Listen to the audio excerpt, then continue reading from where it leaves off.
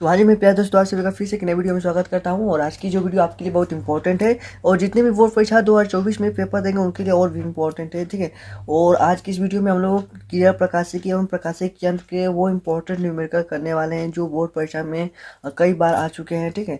और आपके लिए बहुत इंपॉर्टेंट है जितने भी क्वेश्चन है, किस तरीके से पेपर में क्वेश्चन आते हैं, ठीक है। तो आपका चैप्टर सिर्फ एक चैप्टर का लिया हूँ, क्रिया प्रकाशिकी एवं प्रकाशिकी यंत्र जो चैप्टर है उस चैप्टर से क्वेश्चन लिए हैं, ठीक है। तो आप पहला प्रश्न पढ़ सकते हैं कि संपर्क में रखे दो पतले लेंस, ठीक है। संपर्क में रखे दो पतले लेंस की फोकस दूरी, ठीक है, 25 सेमी और -40 सेमी है, ठीक है। इनकी संयोजकता पूछ रहा है, संयोजन क्षमता क्या होगा, ठीक है। तो इनकी जो संयोजन क्षमता पूछ रहा है, ठीक है। लेकिन फोकस दूरी क्या है, यानी कि पहला फोकस दूरी क्या होगा मान लेंगे, ठीक है। यहाँ पर लिख देते हैं हल, ठीक है। देखिए इसकी पहली फोकस दूरी क्या आप मान लेंगे, F1 बराबर कितना दिया है, 25 सेंटीमीटर दिया है, ठीक है। 25 सेंटीमीटर दिया है। और F2 बराबर क्या दिया है, F2 बराबर दिया है -40 सें, ठीक है। तो देखिए अब आपने सूत्र पढ़ा होगा 1 बटा में, ठीक है। देखिए इनको, इनकी संयोजन क्षमता पूछ रहा है, यानी कि अलग अलग पूछ रहा है, ठीक है। अलग अलग पूछ रहा है, इनकी संयोजन क्षमता क्या होगी, ठीक है। संयोजन क्षमता क्या होगी अलग अलग। तो आपने पढ़ा होगा आपने कि F1 बराबर, ठीक है, मान लेंगे F1 बराबर क्या होगा आपका 100 बटे में P होता है, ठीक है। सेंटीमीटर में जब रहेगा तब, ठीक है। सेंटीमीटर में जब रहेगा तो ये आपको करना है, ठीक है। सेंटीमीटर में रहेगा तब, तो इसको P1 मान लेते हैं, ठीक है। तो F1 का मान दिया है, P1 निकालना है हमें, तो यह हो जाएगा आपका आपका हो जाएगा मेरे प्यारे दोस्त P1 बराबर 100 बटे में F1 हो जाएगा, ठीक है। तो आपको 100 बटे में F1 क्या दिया है 25 सेंटीमीटर, तो 25 यानी कि 4 सेंटीमीटर, सॉरी 4 डायोप्टर हो जाएगा, ठीक है। 4 डायोप्टर हो जाएगा आपका पहला, ठीक है। और F2 बराबर निकालना है हमें, 100 बटे P2 हो जाएगा, यानी कि P2 बराबर हो जाएगा 100 बटे में F2, ठीक है। F2 तो 100 बटे में कितना होगा, -40 दिया है तो -40 हो जाएगा, यानी कि कटा देंगे तो -2 दशमलव कितना हो जाएगा, जब भाग देंगे तो 4 एकम 4, ठीक है। ध्यान दीजिए 4 दूना क्या हो गया और 4 5 20 हो गया, 2 - 2.5 डायोप्टर।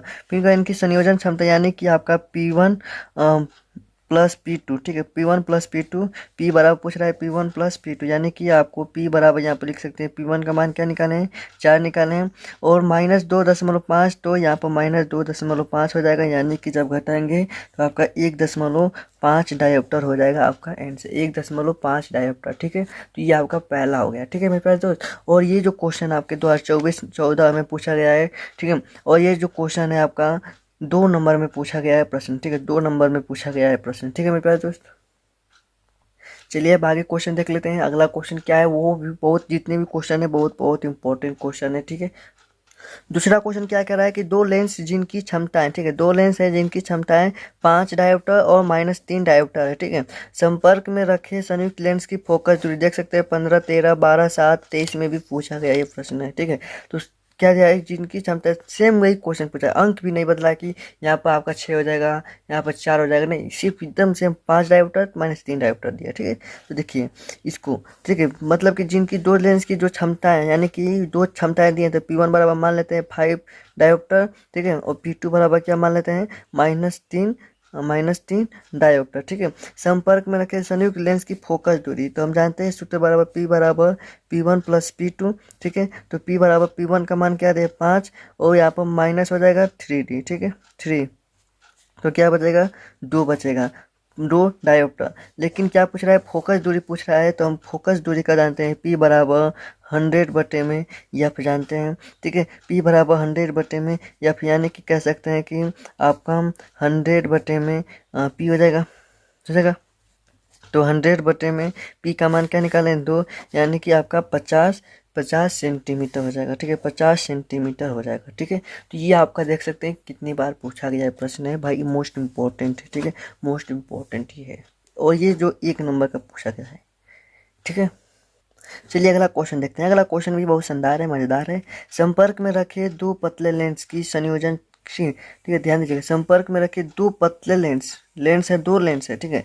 संयोजन की फोकस दूरी, ठीक है, फोकस दूरी 15 सेमी, ठीक है, फोकस दूरी क्या दिया है 15 सेमी। यदि एक लेंस की फोकस दूरी 30 सेमी हो तो दूसरे लेंस की फोकस दूरी क्या होगा, देख सकते हैं। कह रहा है कि फोकस दूरी यानी कि आपका जो दिया है संयोजन, मतलब कि यफ, कैपिटल यफ बराबर क्या दिया है आपका 15 सेमी दिया है, ठीक है, 15 सेमी दिया है। कह रहा है कि एक लेंस की फोकस दूरी 30 सेमी यानी कि F1 बराबर 30 सेमी हो तो F2 बराबर मेरे प्यारे दोस्त क्या हो जाएगा, ठीक है। F2 बराबर क्या हो जाएगा, तो हम सूत्र जानते हैं 1/F बराबर होता है 1/F1 प्लस 1/F2 होता है, ठीक है। तो ये आपका दिया है 1/F1 का मान दिया है, हो जाएगा, ठीक है, देख सकते हैं F1 का 30 दिया है, ठीक है, 30 दिया है, और यहाँ पर प्लस 1/F2 निकालना है। तो ये क्या हो जाएगा, जब इधर आएगा तो एलसीएम ले लेंगे, ठीक है। तो ये हो जाएगा 1/F2 बराबर, ठीक है, 1/F2 बराबर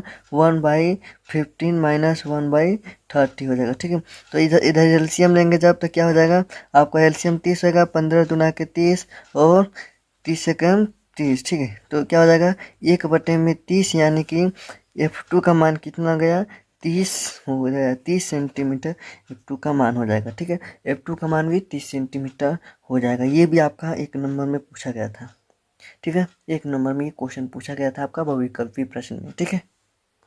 चलिए एक और दो क्वेश्चन देख लेते हैं कि 15 सेमी फोकस दूरी वाले 15 सेमी फोकस दूरी वाले एक अवतल दर्पण के सामने, ठीक है, सामने दर्पण से 10 सेमी दूरी पर 8 सेंटीमीटर ऊंचाई की वस्तु रखी है। दर्पण के बने द्वारा प्रतिबिंब की स्थिति ज्ञात कीजिए। क्या भाई कह रहा है, देखिए 15 सेमी फोकस दूरी यानी कि यफ बराबर क्या दिया है आपका, यफ बराबर दिया है -15 सेमी होगा, ठीक है। देखिए अवतल दर्पण है तो अवतल दर्पण के लिए माइनस होता है फोकस दूरी, ठीक है, तो -15 सेमी हो गया। दर्पण के सामने से 10 सेमी दूरी पर यानी कि जो यू का मान दिया है आपका 10 सेमी, और यू कितना, 10 हमेशा क्या होता है, यू कितना होता है, जो वस्तु की प्रतिबिंब वस्तु होती है वो हमेशा ऋण होती है, ठीक है, -10 सेमी होती है। 8 सेमी ऊंचाई यानी कि एच बराबर 8 सेंटीमीटर, ठीक है। वस्तु दर्पण के द्वारा बने प्रतिबिंब की स्थिति यानी कि एफ भी बराबर क्वेश्चन मार्क पूछ रहा है वी बराबर, तो आपने सूत्र जानते हैं कि क्या होता है 1/F बराबर होता है 1/V प्लस 1/U, ठीक है। देखिए तो 1/V यानी कि 1/F का मान दिया है तो 1/F का मान दिया है -15 हो जाएगा, ठीक है, बराबर 1/V निकालना है। देखिए 1 प्लस 1 यू का मान -10 तो -10, ठीक है, ये हो जाएगा। तो जब माइनस कर देगा इसको तो माइनस इधर आएगा तो प्लस हो जाएगा, तो ये हो जाएगा 1/V बराबर क्या उतना हो जाएगा -15 ये, ठीक है, और इधर आएगा तो -1/10। जब एलसीएम लेंगे तो आपका एलसीएम हो जाएगा 30, ठीक है, 30 हो जाएगा। तो कितना हो जाएगा 15 दूना के 30 तो -2, ठीक है, और 10 10 या 30 यानी कि -3, ठीक है, -2 और -3, ठीक है। सॉरी इधर देखिए, इधर आएगा तो जब ये इधर आएगा तो प्लस हो जाएगा, ठीक है, तो प्लस हो जाएगा, तो यहाँ पर भी प्लस, यानी कि जब घटेगा तो 1/30 यानी कि V बराबर क्या हो जाएगा 30 सेंटीमीटर हो जाएगा, ठीक है, V बराबर 30 सेंटीमीटर आपका हो जाएगा। 2016 में पूछा गया था ये प्रश्न, देख सकते हैं, जो कि 2 नंबर में पूछा गया था ये प्रश्न, ठीक है, 2 नंबर में, ठीक है। चलिए आगे क्वेश्चन देख लेते हैं। चलिए अगला क्वेश्चन क्या रहा है कि एक अवतल दर्पण की जो फोकस दूरी है, ठीक है, फोकस दूरी 22 सेंटीमीटर यानी कि एफ बराबर कितना दिया है 22 सेंटीमीटर, तो इसकी त्रिज्या वक्रता त्रिज्या ज्ञात कीजिए। वाई वक्रता त्रिज्या यानी कि आर बराबर पूछ रहा है, तो आप जानते हैं एफ इक्वल टू R/2, ठीक है, एफ इक्वल टू R/2, तो इसको आपको कमेंट बॉक्स में आंसर देना है, क्या हो जाएगा वो एफ इक्वल टू R/2 जो सूत्र होता है इसका कमेंट बॉक्स में आपको आंसर देना है, ठीक है। वक्रता त्रिज्या जो आपका पूछ रहा है, ठीक है, वक्रता त्रिज्या आर का मान पूछ रहा है, ठीक है, तो इसका कमेंट बॉक्स में आपको आंसर देना है मेरे प्यारे दोस्त। तो चलिए आगे क्वेश्चन देखते हैं फटाफट, ठीक है, चलिए आगे क्वेश्चन देख लेते हैं। तो अगला क्वेश्चन क्या, ठीक है, तो यदि एक प्रकाश, ठीक है, यदि प्रकाश की एक किरण वायु से कांच के पृष्ठ पर 45 अंश पर आपतित हो तो यह 15 अंश पर विचलित होती है, तो कांच वायु पृष्ठ से क्रांति कोण की गणना कीजिए। क्रांति कोण क्या होगा, ठीक है, क्रांति कोण पूछ रहा है मेरे प्यारे दोस्त, क्रांति कोण क्या होगा यानी कि सी का मान पूछ रहा है, ठीक है। देखिए क्या कर रहा है कि एक वो कांच है, ठीक है, वायु से कांच में, यानी कि ये कांच हम ले लेते हैं, ठीक है, ये क्या है, ये कांच मान लेते हैं, ठीक है, ये क्या है, कांच है, ठीक है। तो इस पर जब क्या किरण पहुंचेगी तो ये क्या होगा, ये आपका यहाँ से अभिलंबवत खींच देते हैं, ठीक है, अभिलंबवत कर देते हैं।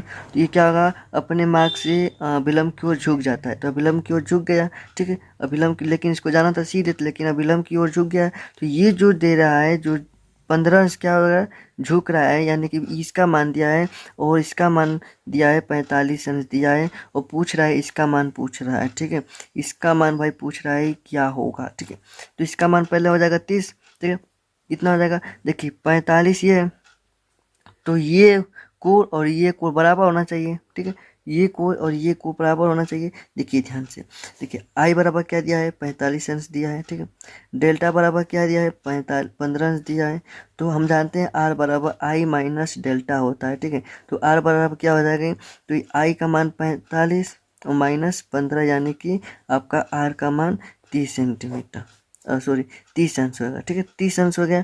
तो आर का मान जब 30 अंश हो गया, तो हम जानते हैं एन बराबर होता है साइन आई बटे में साइन आर बराबर 1/साइन सी, ठीक है। तो हमको इनको लेना है भाई, इन साहब को लेना है। तो इन साहब को जब लेना है तो यहाँ पर लिखेंगे साइन, ठीक है, साइन आई का मान, आई का मान 45 अंश बटे में साइन आर का मान, साइन आर का मान कितना दिया है 30, तो 30 हो जाएगा, ठीक है, बराबर 1/साइन सी, ठीक है, साइन सी हो जाएगा, ठीक है। तो साइन 45 का मान कितना होता है, कमेंट बॉक्स में पहले इनसे कमेंट करिएगा कितना होता है, ठीक है।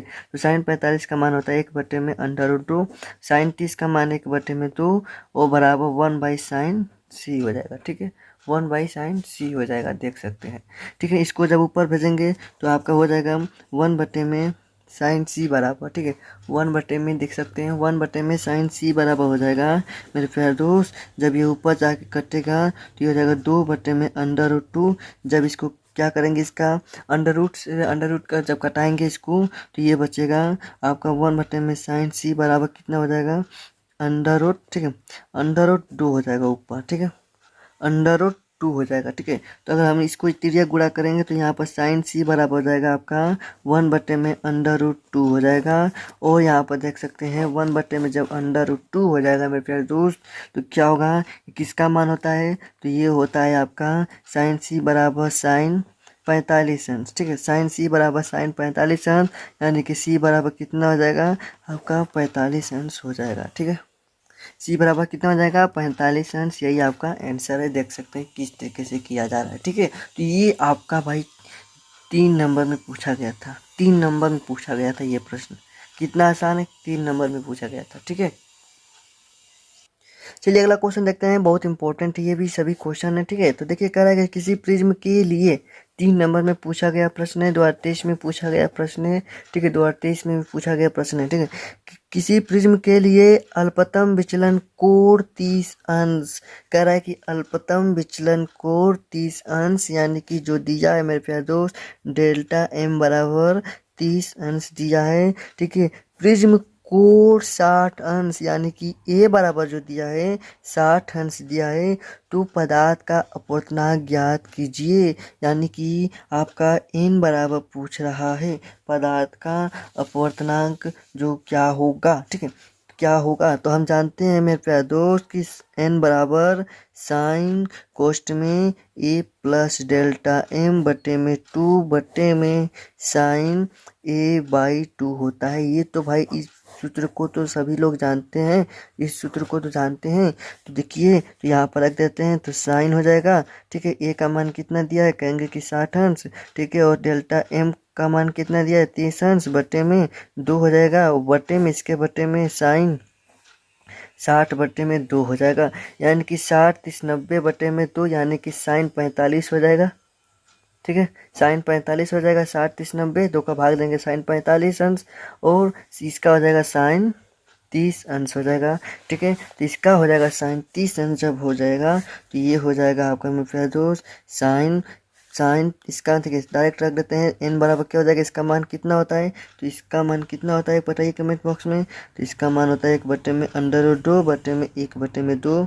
जब इसका हो जाएगा एन बराबर 2 √2 हो जाएगा, होगा ना, गुणा चलेगा, यहाँ पर चला जाएगा, ठीक है। तो ये हो जाएगा आपका एन बराबर √2 हो जाएगा, ठीक है, √2 हो जाएगा, यानी कि इसका मान कितना होता है, तो एन बराबर 1.414 होता है। अपवर्तनांक कितना आ जाएगा, पदार्थ का जो अपवर्तनांक है 1.414 हो जाएगा, ठीक है। चलिए, ये भी बहुत इंपॉर्टेंट क्वेश्चन है, एक नंबर में प्यारे दोस्त को पूछा गया है और बस सिर्फ एक लाइन का क्वेश्चन है। देखिए, दो अपवर्तनांक तथा 10 अंश वाले एक पतले प्रिज्म से कितना न्यूनतम विचलन कोणोगा। भाई कह रहा है कि दो अपवर्तनांक यानी कि n बराबर क्या दिया है, 2 दिया है, और 10 अंश यानी कि आपका 10 अंश यानी कि आपका a बराबर कितना दिया है, 10 दिया है। ठीक है, 10 अंश दिया है। कह रहा है कि न्यूनतम विचलन कोण यानी कि डेल्टा m पूछ रहा है क्या होगा। तो भाई डेल्टा m बराबर होता है n-1/a। इसी सूत्र पर आपको रखना है और इसका कमेंट बॉक्स में इनसे मेरे प्यारे दोस्त देना है क्या होगा।